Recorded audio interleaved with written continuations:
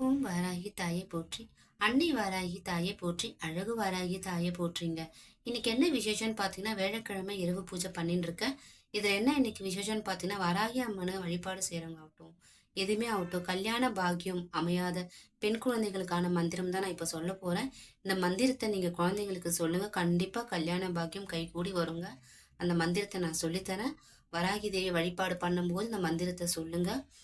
ஓம் கல்யாணம் தரும் வாராகி தாயே, திருமண பாக்கியம் கொடுக்கும் தாயே, கருணை கண்ணால் பாரம்மா, கருணையுடன் என்னை நோக்கு, மணமகளாய் வீற்றறிப்பாய், மணமகளாக சுபிஷம் விளங்கும், வாழ்க்கை மங்கை செழிக்க அம்மா, வாழ்வில் மகிழ்ச்சி மலரட்டும் அப்படின்னு சொல்லி இந்த மந்திரத்தை நீங்க முடிச்சிடுங்க.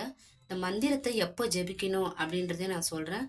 பூஜை பண்ணும்போது திருவிளக்கின் அருகில் அமர்ந்து பஞ்சமி அல்லது அஷ்டமி அல்லது வியாழக்கிழமைகளில் இம்மந்திரத்தை 11 முறை நீங்க சொல்லணுங்க.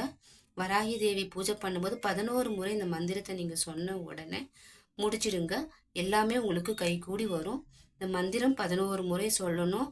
அப்போ சொல்லும்போது நிச்சயமாக திருமண பாகியம் மற்றும் குடும்ப நலன் விரைவில் கைகூடி வரும். கடைசியில நம்ம இந்த பூஜையெல்லாம் பண்ண பிறகு அம்மன் கிட்ட கண்ணை மூடிட்டு நீங்க ஓம் வாராகி சர்வ மாங்கல்யே, திருமண பாக்கியம் தரும் அருள்வாயாக, ஓம் வாராகி தாயே போற்றி, நீமே எமக்கு துணை அம்மா அப்படின்னு சொல்லி இந்த மந்திரத்தை முடிச்சிடுங்க. கண்டிப்பா கல்யாண பாக்கியம் கைகூடி வரும். வாராகி தேவியை நம்பிக்கையோட பூஜை பண்ணுங்க. வாராகி தேவி நம்ம எப்பவுமே நமக்கு துணையாவே இருப்பா. அழகான தாய்ங்க, இரவு தேவதை.